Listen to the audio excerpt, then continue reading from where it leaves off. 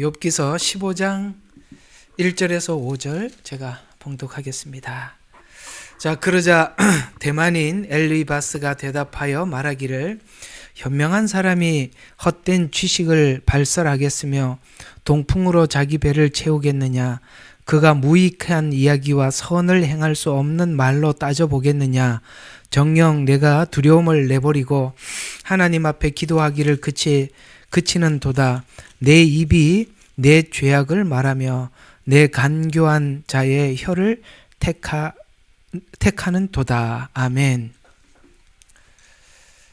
자, 이제 15장에서 1차 새 친구들의 수많은 이야기를 이제 욥이 12장부터 13, 14장까지 이렇게 변론을 하고 이제 다시 엘리바스가 그 첫 번째 변론이 끝난 욥에게 다시 이제 자기 이야기를 하기 시작하는 것이 이제 15장, 16장까지가 이제 엘리바스가 첫 번째 반론을 하고 있는 내용이죠. 쉽게 이런 이야기입니다. 왜 말이 많냐? 질문을 왜 이렇게 예수 그냥 믿으라면 믿으면 되지. 뭔 질문이 그렇게 많냐? 이제 이런 이야기가 이제 좀 험하게 나온 겁니다. 여러분, 한번 우리가 생각을 해봅시다. 우리가 누군가를 믿으려고 하는데 내가 그분이 믿을 만한 분인가, 내 인생을 걸 만한 분인가, 더 나가서 내 생명을 걸 만한 분인가를 우리가 상대방에 대해서 어떤 것도 묻지 않고 믿는다?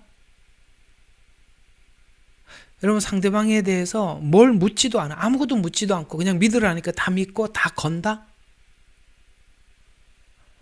이건 뭐 생각이 없는 문외한 인간이 아니고는 이거 이 얘기가 말이 안 맞잖아요. 우리가 질문이 많다는 것은, 상대방에서 누군가에 대해서 질문이 많다는 것은 관심이 많다는 것이죠. 근데 질문이 깊어져 간다는 것은 깊은 만남을 원한다는 거겠죠. 여러분, 별로 상관없는 사람들에게 이름 정도 알고 조금 더 알면 그저 어디 살고 또 자녀들이 몇이고, 조금 더 알면 가족관계에 대해서 알고, 우리가 더 깊이 알면 가장 많이 아는 사람, 가장 가까이 가장 많이 아는 사람들은 그가 어떻게 출생을 했고 어떤 인생을 살아왔고 이걸 다 쭉 꿰듯이 마치 그 사람 인생이 내 인생이듯이 이렇게 밀접한 관계 속에서 알지 않겠습니까? 우리가 하나님을 믿는다는 것은 하나님을 믿어서 우리 모든 것을 거는 건데, 이 우리 모든 생애를 걸고 우리 인생을 걸고 우리 인생을 우리가 가던 길을 멈추고 하나님이 원하는 길로 방향 전환할 만큼 하나님을 믿는데 하나님에 대해서 아무런 질문을 하지 않는다. 그리고 믿는다. 여러분, 이게 가능하다고 생각하세요? 말이 안 되는 소리잖아요. 아무 질문, 내가 믿는 대상에 대해서 하는 질문이 없어. 그런데 나는 믿는데. 야, 너무 신기한 고백 아니겠습니까? 이게 도저히 있을 수 없는 이야기죠. 욥은 지금 계속 하나님께 질문을 해가고 있고, 이 사람 듣기에는 그 질문이 불평으로 들리는 겁니다. 뭔 말이 많냐? 무조건 믿어라. 이렇게 되는 거잖아요. 그래서 이제 오늘 14장의 이제 욥의 이야기와 15장의 엘리바스 이야기를 연결을 시켜보면, 엘리바스는 지금 14장에서 이렇게 했던 욥의 말을 전혀 이해를 하지 못하고 있습니다.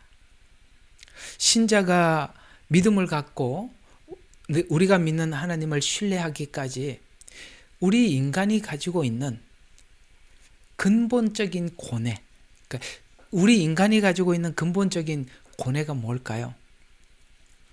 우리가 머리로 알려고 해도 우리의 머리로 알 수 없는 그 어떤 이상의 세계, 그게 우리의 한계 아니겠어요?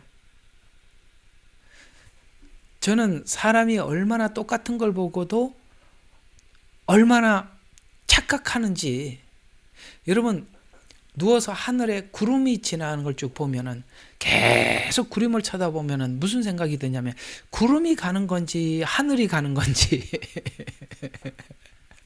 분명히 구름이 가는 걸 알고 있지요. 근데 계속 쳐다보다 보면 구름은 멈춰 있고 하늘이 움직이나? 그러니까 똑같은 걸 보고도 우리 인간이 착각하고 잘못 보는데, 그렇죠? 우리가 한정된 사고 속에 하나님을 다 이해할 수 있다? 그러지, 그게 이해가 안 되니까 하나님 앞에 물어야 될 거 아닙니까? 알면 물을 필요가 없는데 모르니까 묻는 거 아니겠어요? 왜 모르니까 물죠? 한정된 지혜 때문에 그렇다는 거죠. 이 한정된 지혜에 대해서 조금 설명을 하면, 오늘 이게 15장에는 이 말을 이렇게 표현하고 있어요. 자, 한번 봅시다. 자, 7절부터 한번 봅시다. 첫 번째로, 야, 네가 첫 번째로 태어난 사람이냐? 아니면 내가 산들에 앞서 지음을, 네가 저 산들은 오래 있고 너는 지금 산이 그대로 있는 상태에서 인간으로 태어났는데 네가 그 산보다 더 먼저 지음을 받았느냐? 네가 알면 얼마나 아냐 이 말이거든요. 이제 이런 표현을 하고 있는 거고요. 네가 하나님의 비밀을 들었냐? 그러면 그래서 지혜를 너만 알고 있느냐? 그러니까 네가 알고 있는 지혜가 옳다고 생각하느냐? 네가 알고 있는 지혜가 전부라고 생각하느냐? 뭐 이런 이야기가 되겠죠? 그러니까 너만 알고 있느냐? 이 말은 우리도 안다 이런 이야기가 되는 거죠. 너 틀릴 수 있다. 내가 아는 것이 무엇이기에 우리가 그것을 모르겠느냐? 우리 꼭 이렇게 보면 화났을 때 이렇게 말하지. 너만 알아? 나는 바보 취급하냐? 이제 이런 이야기잖아. 그죠? 나도 알아. 네가 말하는 것만 다 옳다고 주장하냐? 왜 이런 말을 할 수 있냐면은 지금 욥 세 친구들은 똑같이 이야기를 하고 있고 욥 혼자만 다른 말을 하니까, 야, 다수결로 봐도 여기는 1대3 아니냐? 세 사람 말이 더 많냐? 한 사람이 많냐? 이렇게 나가는 거잖아요. 그럼 우리가 3대1이니까 3이 이기고 1은 지지요. 지금 그 얘기죠. 야, 너만 알고 있느냐? 내가 아는 것이 무엇이기야 우리가 그것을 모르겠느냐? 내가 깨달은 것이 무엇이기에 우리는 없단 말이냐? 자, 10절 보면 우리가 백발인 사람도 아주 나이가 많이 든 사람도 있으니, 자, 너보다 내가 나이가 많다. 우리 나중에 안 되면 나이로 누르잖아요. 너 몇 살이야? 이제 이렇게 하는 거잖아요. 든 사람도 있으니 내 아비보다 훨씬 더 늙은 사람들이라. 하나님의 위로가 내게 작은 것이냐? 너에게 무슨 비밀스러운 것이 있느냐? 라고 뭐 특별한 게, 자, 이게 다 무슨 이야기예요? 한정된 지혜. 야, 나도 한정된 지혜를 가지고 살아. 그러네, 지혜는 살면서 점점 우리가 많이 깨달아지는 거야. 네가 나이가 많아? 네 아버지 뻘도 있어 여기. 네가 알면 얼마나 아냐? 우리가 알지 못하는 비밀스러운 걸 네가 알고 있는 게 있다고? 이제 뭐 이렇게 얘기를 하는 거죠. 우리가 평범하게 많이 들어봤던 이야기 맞죠? 예, 들어봤던 이야기잖아요. 그러니까 욥은, 그래, 나도 우리 인간은 한정된 지혜가 맞아. 이게 지금 이 엘리바스 말이 틀린 거는 아닌데, 맞아. 우리도 한정된 지혜를 가지고 있어. 그러나 이 한정된 지혜로 우리는 알 수 없는 게 있더라는 거죠. 한정된 지혜로 알 수 없는 게 뭐죠? 창조의 신비. 그 다음에 죽음 이후의 세계. 이건 우리가 알 수가 없잖아요. 아무리 알려고 해도. 창조의 신비. 그 다음에 뭡니까? 죽음 이후의 세계. 이런 거는 알 수가 없잖아요. 그러니까 여기 지금 말하는 것은 뭡니까? 너에게 무슨 비밀스러운 것이 있느냐라는 것에, 지금 현재는 욥은 비밀스러운 거는 없어요. 그러나 그 하나님께서는 이 비밀을 알려주려면 욥과 같이 끊임없이 또 묻고 또 묻고 또 묻고 또 묻고 또 물어서 마지막에 죽음과 부활의 비밀이 풀어지는 겁니다. 우리 수요일날 설교했던 거 기억하시나요? 우리가 시험을 거친 후에 하나님의 만나를 받는다고. 감추어진 만나. 오케이? 그거는 욥 세 친구들과 같은 이런 형태로 하나님 앞에 자기를 눈속임하면 결코 하나님이 주신 그 깊은 만나는 들을 수 없는 거죠. 오늘 욥은 하나님께서 감추어진 만나를 주려고 그걸 얻으러 가는 길이고 그 길 과정 속에 오늘 이런 시간이 지나가는 것이고 친구들은 원초적으로 차단하는 겁니다. 무슨 말이냐? 계시는 없다. 우리가 알고 있는 것으로 믿어야 한다.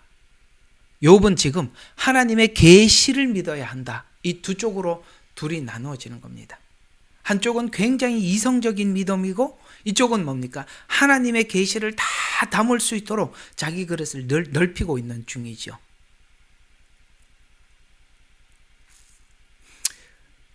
우리는 하나님께서 무슨 말을 하더라도 믿습니다. 그러나 어떤 사람들은 자기가 알고 있는 범위 안에서만 하나님이 말을 하는 것을 수용을 하려고 그래요. 그러면 이 사람은 절대로 계시적 말씀은 받아들일 수가 없는 거 아니겠어요?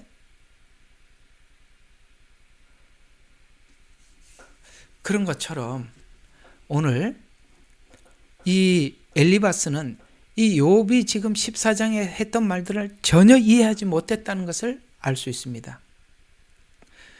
그래서 인간의 한정된 이해, 그 다음에 우리 현실에 대한 이해, 그 중에 가장 큰 이해가 뭐냐?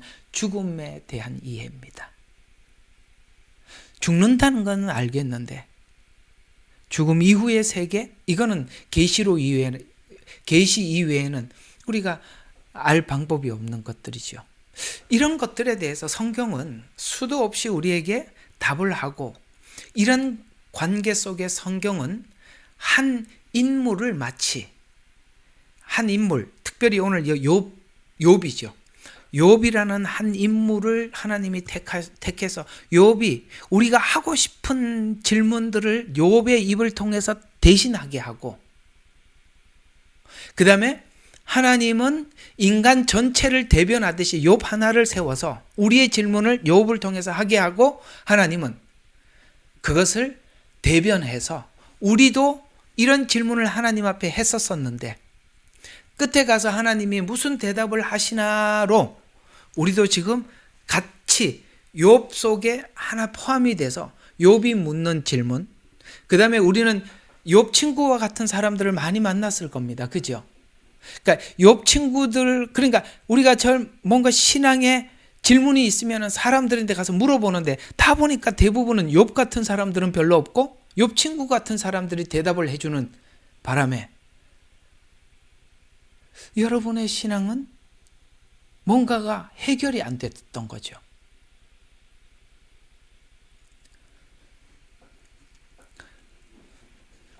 아멘 할 시간이 없구나. 해결할 시간이 없었던 거잖아요. 그죠? 왜냐하면 욥 친구들의 대답으로는 욥에게 무슨 답이 되겠습니까? 그런 것처럼 오늘 여기 보면 친구들은 원초적인 인간의 질문을 마치 없는 것처럼 치부하고, 이게 원초적인 질문, 아까 뭡니까? 창조, 우리 인생들, 죽음 이후 이런 것들이잖아요. 이런 원초적인 질문들, 이게 진짜 하나님 앞에 묻고 싶은 거 아니에요? 이건 우리 머리로는 알 수 없지. 수많은 사람들이 인생을 살아가도 누구 하나 답을 내놓을 수 없었던 질문들 아니겠어요? 답들 아니겠어요? 창조 누가 답해줬어요? 인간이 답해준 사람 아무도 없어요. 죽음 이후 아무도 답해주지 못했습니다. 이게 인간의 원초적인 질문들입니다. 이 질문들에 대해서 친구들은 마치 없는 것처럼 치부하고, 욥 친구들은 단순합니다. 회개하고 하나님 앞에 용서받고 구원받고 천국 가자, 딱 네 마디 구호. 뭐죠? 회개하고 용서받고 구원받고 천국 가자. 그게 전부잖아요. 그러니까 이런 사람들한테 여러분들이 상담을 해서 얻을 답은 1도 없다는 거죠. 근데 욥은 뭡니까? 지금 하나님 앞에 끊임없이 우리 인생 고뇌 속에 있는 우리 인간의 답으로는 줄 수 없는 답에 대해서 끊임없이 묻고 지금 답을 얻어가고 있는 것입니다. 자, 그러면 이제 욥과 욥 친구들은 점점 그 사이는 벌어져 가고 있는 것입니다. 욥이 어떤 질문을 했기에 친구들이 이렇게 버럭 화를 내면서 이렇게 기분 나쁜 말을 했을까요? 바로 요 이야기 때문입니다. 14장 14절이죠. 사람이 죽으면 다시 살리이까? 나의 변화가 올 때까지 나의 정해진 때의 모든 날들을 나는 기다리리이다. 욥 친구들한테 가소로운 질문이죠. 여기에 대해서 네가 비밀스러운 답을 가지고 있냐? 우리 오래 살아도 네 아버지가 뻘 되는 사람들도 이 질문을 하지도 않았어. 그리고 거기에 대해서는 누구도 답을 준 사람이 없었어. 예, 그렇게 이야기를 하는 겁니다. 그러니까 사람이 죽으면 어찌 살겠느냐라는 이 말을 욥 친구들은 이런 고민을 해본 적도 없으니까 이건 뭡니까? 욥 친구들의 입장에서 봤을 때는 야, 네가 그냥 회개하고 하나님 앞에 이거 그냥 없던 걸로 해달라고 하면 그만일 텐데 너는 끝까지 하나님 앞에 회개는 거부하고 그래서 너는 너 스스로 이 죽음이라는 말을 하면서 죽음 이후에는 좀 어떻게 될까라는 이 죽음 이야기를 왜 꺼냈어? 절망 아니야? 최악의 절망이잖아. 이렇게 얘기를 하는 거 아니겠어요? 이 말까지 좀 따라오셔야 되는데, 예, 이 최악의 절망 아니냐? 네가 죽음, 너 지금 너무너무 힘드니까 죽음만 생각하고 죽음 이후에는 어떻게 될까? 이 이야기 왜 꺼냈냐 이거죠. 왜 꺼냈는 게 아니라 죽음 이후에 부활을 얻고 그걸 하나님께서 열어주시기 위해서 지금 이 시간을 허락한 건데 친구들은 야, 너 완전히 뭐라고 이게 이런 단어들이 이게 딱 맞는 단어가 탁 떠오르지는 않아요. 하여튼 너 파산 신고하는 거냐, 너 인생에 파산 신고한 거냐, 뭐 이렇게 표현을 해야 되는지 모르겠습니다. 이런 말을 한 거에 대해서 친구들이 오늘 2절 3절에 한 말이 너가 지금까지 12, 13, 14장에서 한 말은 헛된 지식을 발산하는 거리고 무익한 말들인데 그것이 마치 동풍으로 자기 배를 채우는 것 같다 라고 그렇게 이야기를 하는데 이건 무슨 말이냐면 네가 말하는 거는 너무나도 공허한 철학이래. 공허하다는 거예요. 여러분 예수 믿고 여러분 가정에서 처음 예수 믿은 분들이 예수 믿어갖고 믿음이 생겼어요. 예수님이 어떤 분인지 내게 어떤 분인지 이제 알게 됐어요. 그러면 가장 먼저 누구한테 막 전해주고 싶었죠? 아마 여러분 가족들한테 가서 전해주고 싶었을 겁니다. 그렇죠? 그래서 뭐 여러분들이 예를 들어서 어릴 적에 교회 다녔다가 이제 그게 하나님께서 은혜를 주셔서 거기에 대해서 우리가 막 믿음이 열렸어요. 그러니까 가족들인데 가서 엄마, 아빠, 오빠, 형, 우리가 예수 믿으면은 예수님이 이런 분이야. 우리가 죄인이었대. 내가 예수 믿어서 구원받는데 너도 예수 믿어. 오늘 제 친구들 얘기처럼 야, 이게 미쳤나? 저 오늘 그 얘기잖아요. 공허한 철학. 너 어디서? 제가 예수 믿고 가서 우리 집에 가서 이 얘기를 했더니 우리 큰아버님이 하도 넋이 나간 모습으로 저를 쳐다보면서 뭐라 그러냐면은 큰일 났다. 제 공부 헛시게 잘못 시켰다는 거예요. 근데 그때 제가 이제 일반 대학을 다니고 있었거든요. 우리 아버지를 쳐다보면서 뭐라 하면서 애 공부시켜서 저런 애만 들었냐면서 그러면서 뭐라 그러냐면 쟤는 귀가 얇아갖고 남들이 거짓말해도 다 믿는데 얼마나 웃었는지 몰라. 귀가 얇아가지고 어디 가서 남들이 이렇게 사기치는 말을 믿고 와가지고 우리한테 말을 한다고 아주 걱정스러운 모습으로 쳐다. 오늘 친구들이 하는 얘기가 그거예요. 공허한 철학에 너무 웃어서 기침이 나와. 너의 말은 동풍으로 배를 채우듯이 메마르고 뜨거운 바람과 같이 너의 말은 생명이 없다.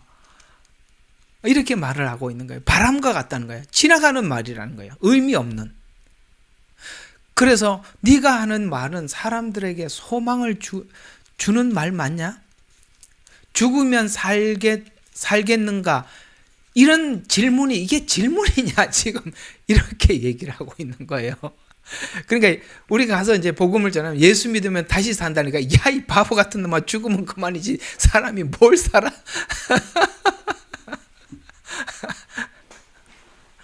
당장 그 얘기 하지 않겠습니까? 여러분 여기 놀라운 것은 이 세 친구들도 하나님을 믿는 사람들이에요. 여러분들 다녀보면 십자가 이야기하고 부활 이야기하고 천년왕국 이야기하고 영원한 생명을 이야기하며 야 예수 똑바로 믿어라. 이게 지금 말이 되는 소리를 해야지. 이게 어디서 너 어느 교회 다녀? 예레미야 눈물 교회 다니는데요. 그 목사가 미쳤구만. 참 희한하죠. 엘리바스도 하나님을 믿는 사람인데 이렇게 다릅니다. 왜 엘리바스는 이렇게 말을 할까요? 그들은 율법적 이해 속에서 하나님을 담으려고 하기 때문에 그런 겁니다. 율법적 이해는 뭘까요? 원인과 결과의 법칙으로 성경을 보는 겁니다. 원인과 결과의 법칙. 원인과 결과의 법칙으로 보면 율법을 지켜야 원인이 있어야 구원을 받죠. 맞죠? 행위를 해야 구원받을 일을 해야 구원을 받죠. 이게 다 원인과 결과의 법칙이에요. 그러니까 네 고난도 죄 때문이라니까 죄라는 원인 때문에 고난이 있다는 거예요. 이렇게 성경을 접근해 들여다보니 성경이 안 보이죠. 하나님의 계시를 담을 길이 없죠. 여러분들이 만나서 대화가 안 통한 사람들이 다 욥의 세 친구 같은 믿음을 가지고 있기 때문에 그런 겁니다. 이 욥의 세 친구는 마치 첫째 아들과 둘째 아들에서 첫째 아들과 같은 사람들이거든요. 그들은 아버지 마음을 접근할 수가 없어요. 아버지 마음을 알 길이 없는 거거든요. 이와 같이 율법과 같이 원인과 결과의 법칙을 따라서 하나님을 이해하려고 하면은 인간이 겪을 수 있는 한계 안에서만 믿음이 정리되기 때문에 이 법칙과 논리, 상식을 떠난 질문을 하지 말라. 지금 그렇게 말하는 겁니다. 예를 들어서 이런 거예요. 이유를 찾으려 하지 마라. 따지지 마라. 그냥 네가 죄인인 걸 인정만 하면 되는 거야. 참 이게 되게 웃기는 게 용서는 죄인이 받는 거잖아요. 용서라는 단어는 죄인이 받는 거 아니겠어요? 그 죄를 지었으니까 용서를 받아야 되잖아요. 근데 용서는 확신을 갖는데 죄인이라는 걸 몰라. 참 이상한 논리 아니겠어요? 율법주의자들은 죄인이라는 말은 하는데 그러니까 율법주의자들은 바리새인들과 서기관과 사두개인들을 관찰해 보십시오. 그들이 바로 여기 세 친구들과 같은 유형의 신앙인들이거든요. 그들은 죄인이라고 결코 생각하지 않습니다. 그런데 용서는 믿어요. 자, 이게 말이 돼요, 안 돼요? 본인이 죄인이라는 것도 모르는데 용서를 받았다고 말한다? 사실 우리가 이렇게 믿는 분들이 많거든요.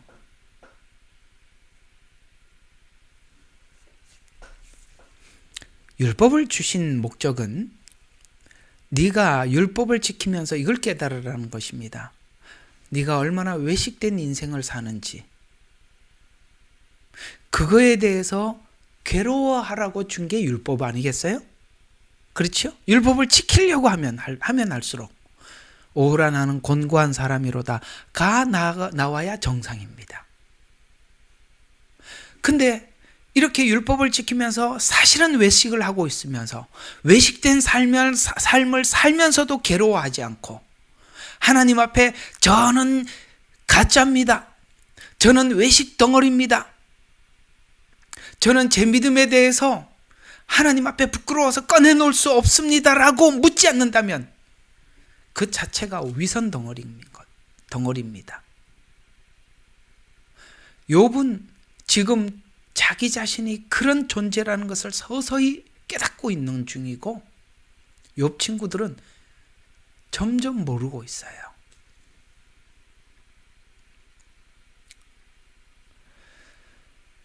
오늘 여기 엘리바스가 욥에게 네 말은 무익하다, 헛된 혀다, 간교한 혀다 이렇게 말씀하고 있는데 지금 엘리바스 말이 전혀 맞지 않다고 성경은 이렇게 대답을 하고 있습니다. 로마서 3장 20절에 보면 율법의 행위로는 의롭게 될 육체가 없고 율법으로는 죄를 깨달음이라 라고 말씀하셨어요. 죄를 깨달으려면 율법의 행위로 의롭게 될 육체가 없다는 것에 대해서 완전히 무너져야 하고 가슴을 쳐야 하는데 욥 친구들은 전혀 그런 조짐이 보이지 않고 욥은 자기 가슴을 칩니다.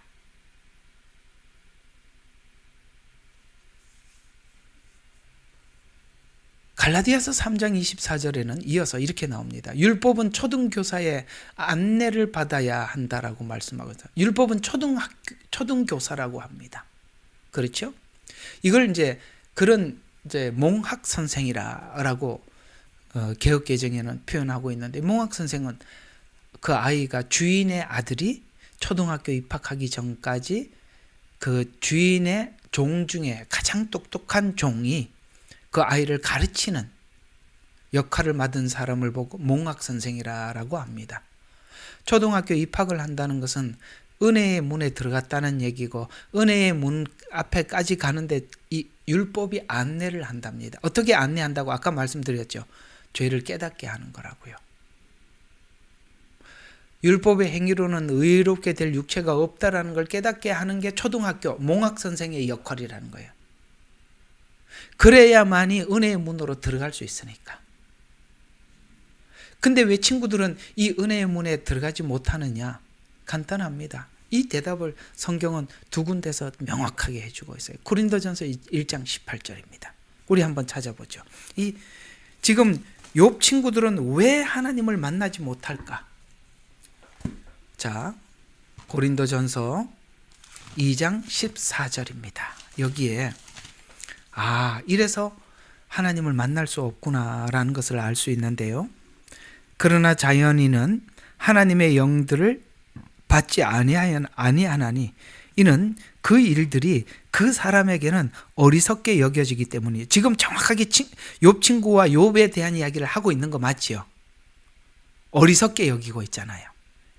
그래서 이 영의 말을 하니까 어리석게 여겨지기 때문이요. 또 알 수도 없나니 이는 그들이 영적으로만 분별되기 때문이라. 이 자리에 오지 않으면 절대 알 수 없는 것. 우리가요, 욥이 왜 지금 이런 하나님의 말들을 점점 알아가지는지 아십니까?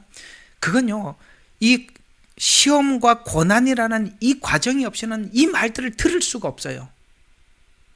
욥 친구들은 절대로 깨달을 수 없습니다.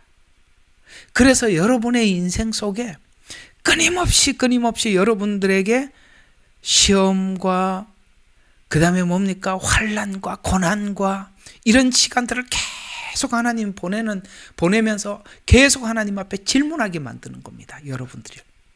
그래서 질문을 하게 해서 하나님이 또 답을 주고, 그러니까 저는 참 여러분들이 축복되다라고 말도 하고 싶지만 참 안 됐다라는 이야기도 동시에 해드리고 싶어요. 왜 여기 예레미야 눈물 교회는 와서 이 고생하십니까?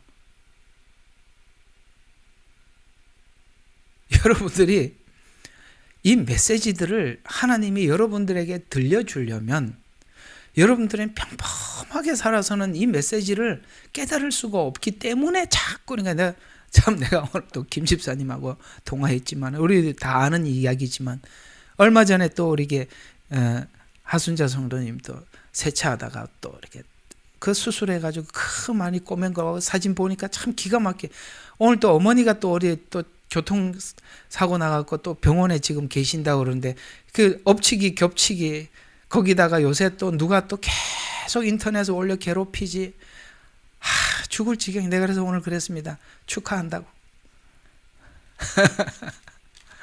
그래야 하나님 말씀 들리니까. 하나님이 그렇게 몰아붙이는 거니까. 여러분들이 다 이런 글들을 안 올려서 그렇지, 여러분들에게도 다 있어요. 없는 사람은 없어요.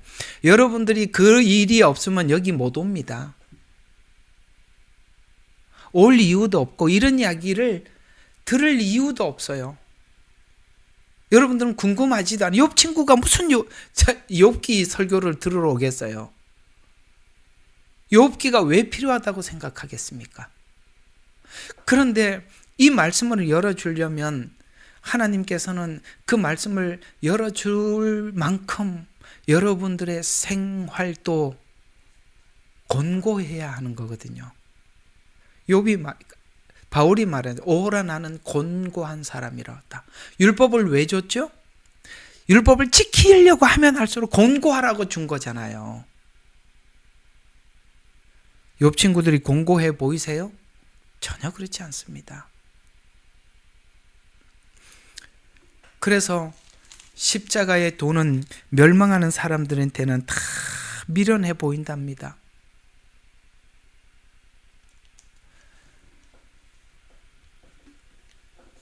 자, 고린도전서 1장 18절.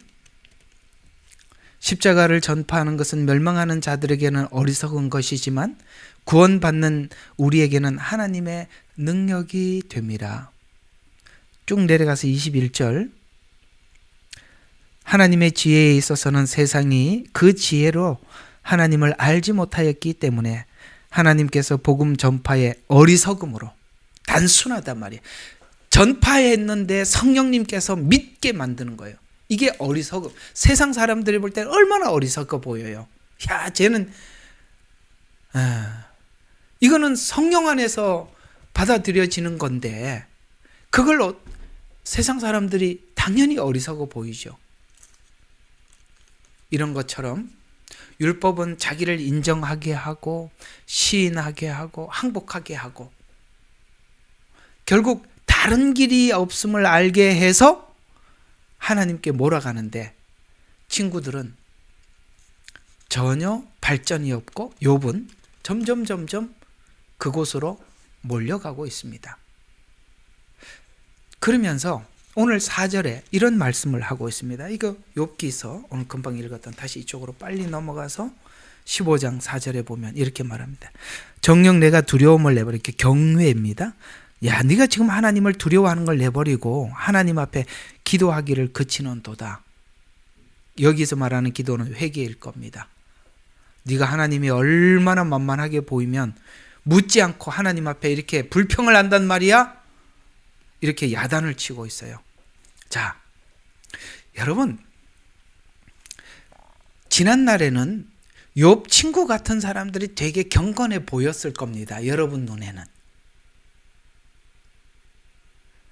하나님 앞에 욥처럼 이렇게 하나님을 알기 위해서 몸부림치고 마치 옆에서 듣는 사람들이 볼 때는 불평 같은 말을 하는 이 사람들 바라보면서 욥 친구들이 야단을 치잖아요. 네가 하나님을 얼마나 만만하게 네가 회개할 게 있으니까 그러지 가서 회개는 안 하고 하나님 앞에 뭐 물어? 그러면 자 그렇게 친구들이 말했어요. 그러면 자 한번 봅시다. 욥이 경건해 보여요? 아니면 친구들이 경건해 보여요? 우리는 그래서 속은 거야. 욥 친구들이 훨씬 경건해 보이는 거예요. 근데 그 사람들이 나중에 사람들 다 뒤통수 치는 거 아세요? 그게 얼마나 자기를 속이고 외식하는 건지 아셨습니까? 욥이 친구들이 이야기하는 경외란 하나님께서 뭔가를 심판을 하시고 어려움을 주면 인정하고 침묵해라. 그 사람이 훨씬 더 맞아도 안 맞았어요. 괜찮아요. 하나님이 뭐라 그래도 전 참을만 해요. 이러라고 한 거예요. 아니면은 못 참을만 할 때 하나님 제가 왜 맞아야 되는지 좀 알고 싶습니다. 이래야 정상이요. 가만히 있는데 느닷없이 한 대 탁 때리면 저는 참을만 합니다. 이러라고 하나님 때린 거 아니잖아요. 왜 그랬는지 내가 왜 하나님이 나에게 그렇게 했는지 물으라고 하는 거 아니겠어요? 우리 애들도 이제 우리는 클 때 부모들한테 이렇게 종아리도 맞고 많이 맞고 자랐잖아요. 꼭 부모들이 아이들 혼내놓고 묻는 말이 있어요. 뭘 물었는지 기억하십니까? 여러분들도 맞으면서 부모님들이 그렇게 물었을 거예요. 너 왜 맞은지 아냐? 이렇게 물어요. 그래서 그러면 어떤 애들은 부모가 더 성질나게 만드는 게 뭐냐면 다 잘못했습니다 이런 거야. 뭘 다 잘못했는데 여러분 다 잘못했다는 것은 아무것도 모르는 거잖아요. 그게 더 답답하지 않으세요? 알고 맞으면은 그 매가 아깝지도 않을 텐데 이놈이 맞아도 왜 맞은지 모르니 얼마나 답답한 노릇이에요. 그러니까 친구들이 볼 때 한심하지 않아요? 친구들이 야, 너 하나님 앞에 맞더라도 하나님 뭐 잘못해서 그런 거겠죠. 회개합니다. 잘못했습니다. 그리고 침묵하는 것. 이게 우리가 볼 때는 경건이라고 생각했는데 경건이 아니라 자기 속임이었다는 거예요. 욥이 생각하고 있는 경건이란 친구들과 달라요. 하나님이 분명히 고난을 주신 이유가 있을 것이라고 계속 하나님 앞에 묻고 또 나가는 것입니다. 하나님께서 우리에게 징계를 할 때는 뭔가를 고치려고 하는 거 아니겠어요? 그러면 하나님 앞에 뭘 고치려고 하는 것이지요? 라고 물어봐야 정상 아니겠습니까? 안 묻는 게 정상이에요? 묻는 게 정상이에요? 묻는 게 정상이죠. 그러니까 욥이 생각하는 경건이란 주신 고난에 하나님의 징계의 이유가 뭔지를 알고 싶다는 것입니다. 그래서 하나님 앞에 나아가는 것인데 친구들은 잘못하면 벌 받고 잘하면 상 받는다는 이런 논리가 고난 중에 묻고 답을 구하는 태도가 불경스럽다라고 생각하면 친구들은 절대로 은혜의 문을 열지 못하는 겁니다. 여기 다음 절을 보면 5절에 내 입이 죄악을 말한다. 네가 말하는 게 죄악이다. 내가 간교한 자의 혀를 택하는도다. 간교하다. 이런 말을 씁니다. 여러분, 이 간교하다라는 이런 말을 쓴다는 것은 참 상대방에 대해서 완전 무시하는 태도 아니겠어요? 간교하다. 여러분들 예를 들어서 여러분들이 간교한 말을 했다고 가정합시다. 그럼 누군가가 여러분들에게 너 말이 간교하다. 그러면은 이 간교하다는 말은 우리가 평생에 누구인데 들을 수 있는 말은 아니잖아요. 근데 이렇게 간교하다는 표현을 쓴 것은 욥에 대해서 얼마나 무시하고 불경건하다고 생각하면 이런 단어를 썼을까요? 여러분, 욥이 지금 앞에 12, 13, 14장에 있는 말들이 간교한 말들입니까? 아니거든요. 여러분, 욥이 지금 이렇게 말하는 것은 자기가 자기 자신에 대해서 속이지 않는 위선자가 되기를 거부하는 말 아니겠어요?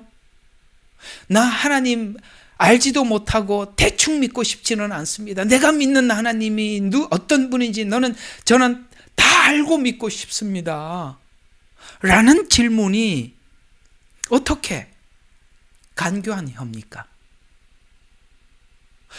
저와 여러분이 성경을 이렇게 헤집고 뜯어보고 깊이 있게 이해하고 싶어서 몸부림치는 것이 간교한 일입니까? 아니면 내가 내 자신에 대한 위선을 거부하는 겁니까? 우리는 우리의 위선을 거부하는 겁니다. 있는 모습 그대로 하나님 앞에 나가고 싶은 거지요. 성경에 보면은 하나님의 훌륭한 위인들은 욥과 같이 끊임없이 위선자가 되기를 거부하고 하나님 앞에 물으며 나갔습니다. 시편 62편 8절에 보면 백성들아 시시로 그를 의지하고 그 앞에 마음을 토하라 라고 말합니다. 그 앞에 마음을 토하란 말이에요. 히브리서 4장 16절에 보면은 우리가 죄를 짓더라도 은혜의 보좌 앞에 담대히 나가자. 왜요?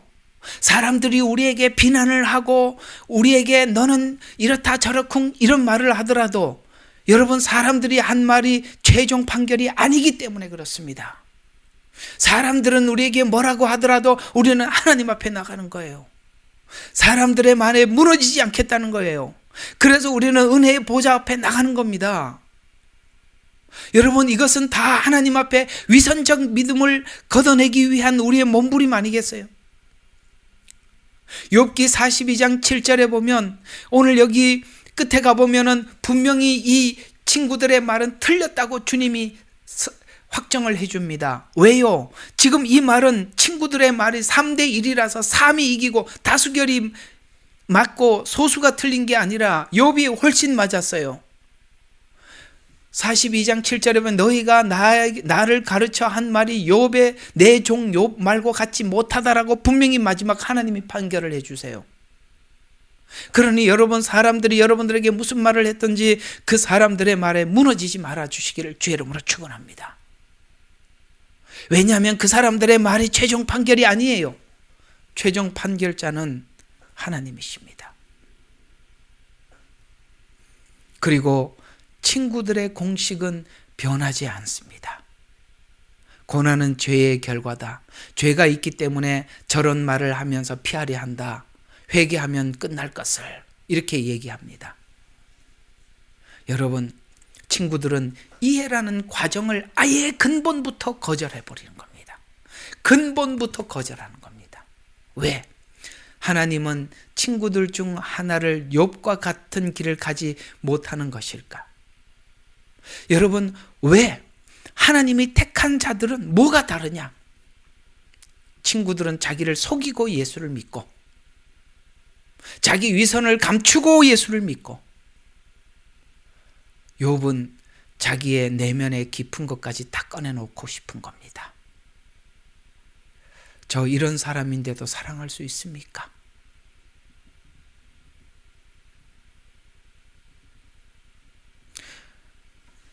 연애할 때 그렇게 죽고 못 살듯이 연애하고 결혼하고 왜 싸워요? 너 그런 사람이었어. 그런 말을 하는 것은 조건적 결혼이었다라는 언어입니다. 너 그런 사람이었어. 너 그런 사람이어도 나는 사랑해. 이게 정상이지요.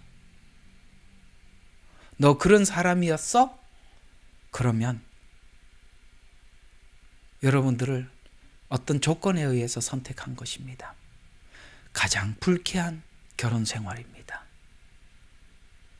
불쾌하지요.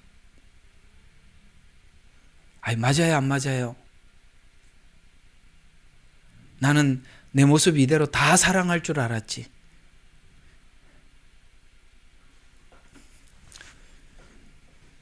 욥이 그걸 하고 싶은 거예요. 하나님, 저 이런 사람인데도 괜찮으세요? 제 속마음 깊은 곳에서는 이런 의문이 있어요. 내게 이런 불평이 있어요. 나는 하나님을 떠나고 싶었어요. 영원히 떠나고 싶어서 죽고 싶었어요. 왜 저를 이 땅에 꺼내놓고 이 고생 시킵니까? 이건요, 진지한 만남 관계 속에 나오는 솔직함이에요. 친구들은 아예 근본적으로 이거 하지 않겠다는 겁니다. 이런 위선적인 고백이 어디 있겠어요? 우리가 겉으로는 친구들이 훨씬 더 경건해 보입니다. 욥은 불경건해 보이죠. 질문하고 따지고. 현실 앞에서 하나님 앞에 이해하려 하고, 그러고서 친구들의 신앙과 욥의 신앙은 전혀 다른 방향으로 가는데, 친구들은 알고 싶어하는 사람들이 아니기 때문에 하나님에 대해서 생각하기 싫어하는 겁니다. 하나님에 대해서 알고 싶질 않아요. 그냥 믿으면 천국 간다니까 그냥 제가 끝까지 믿습니다라는 고백은 끝까지 그냥 하고 싶은 거예요. 이런 가짜가 어디 있어요? 하나님께서 이런 가짜들을 마지막 천국에 오기까지 갈라내지 않을 거라고 생각하십니까? 하나님이 얼마나 타작마당을 정하게 하시는지 아십니까? 그 위선과 가식 하나님이 다 골라낼 겁니다. 나는 너무 이해가 안 가요, 그런 것들이. 전 욥과 같은 사람이라고 저는 생각하거든요. 그래서 이런 말을 같이 나눌 수 있는 거니까요. 너무너무 야가 빠진 인간들이 많아요. 천국 가는 길만 가르쳐줘요. 삶의 열매는 엉망진창이에요. 성경은 말합니다. 우리의 믿음은 열매를 보면 안다고 그랬어요. 열매는 엉망인데 천국 가는 믿음에 대해서는 확고하다고요? 하나님이 그렇게 어설퍼 보이십니까?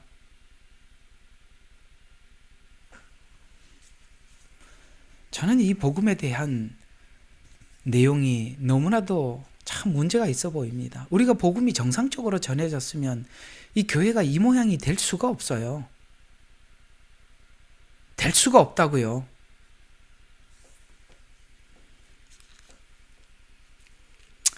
오늘 이야기들을 이제 정리를 좀 해보려고 합니다. 여러분, 오늘 이 욥 친구들과 같이 자기 세계 속에, 자기 틀 속에, 자기 신학 속에 갇혀 있으면 여러분, 이상하게 왜 이게 욥과 같은 사람이 많이 나와야 줘야 되는데 왜 안 나오느냐면 신학이라는 틀이 사람들에게 자유를 줘버린 겁니다. 그래도 괜찮다고. 그렇게 믿어도 된다고. 천주교가 그렇게 믿어도 된다고 자유를 줘버렸으니 고민을 안 하잖아요. 천주교인들 고민하는 거 봤어요? 예배 마치고 가서 술 마시고 험한 짓 다 하고 살잖아요. 고민이 없어요. 열매가 전혀 없어요. 기독교 많이 닮아갑니다. 종교 통합을 하면서 기독교도 엄청나게 희석이 됐습니다. 이건 분명히 성경이 말하는 대로 하면 다른 복음입니다. 욥이 이렇게 하는 것은 자기 자신에 대해서 거짓되이 하나님을 믿고 싶지 않은 거예요. 자기가 자기를 속이고 싶지 않아서 이렇게 하나님 앞에 몸부림치는 겁니다. 여러분의 몸부림이 이상한 게 아니에요. 정상이라고요. 그리고 하나님께서 더 몸부림치려고 여러분의 삶에 여러 가지 징계와 고난이 있는 겁니다. 그러니 욥이 간 길을 어떻게 갔는지 우리 서로 잘 관찰해서 그 길 따라가는 여러분과 제가 되셔서 우리 마지막에는 다 천국에서 만나는 사랑하는 성도님들이 되시기를 바랍니다. 기도합시다. 하나님, 질문이 없다는 것은 생각이 없는 것이고 고민이 없다는 것은 상대방에 대해서 아무런 관심이 없다는 것입니다. 관심이 없는데 그분을 신랑이라고 말하고 그분을 하나님을 아버지라고 말하는 것이 너무나도 아이러니합니다. 우리들은 믿습니다. 성경은 말하고 있었습니다. 주님은 타작마당을 정하게 하셔서 알곡은 모아 곳간에 들이고 죽정이는 불에 태울 것이라고 말씀하고 있습니다. 하나님, 가짜는 분명히 하나님이 골라낼 것입니다. 오늘 우리는 욥의 길을 선택하고 갑니다. 우리의 고난 속에 사랑하는 주님께서 내게 이 고난을 주신 목적이 무엇이고 유익이 무엇인지 몸부림치면서 묻겠습니다. 주여 알려주시옵소서. 그리고 만나 주시옵소서. 주님 안에 거하게 하옵소서. 예수님 이름으로 감사하며 기도드렸습니다. 아멘.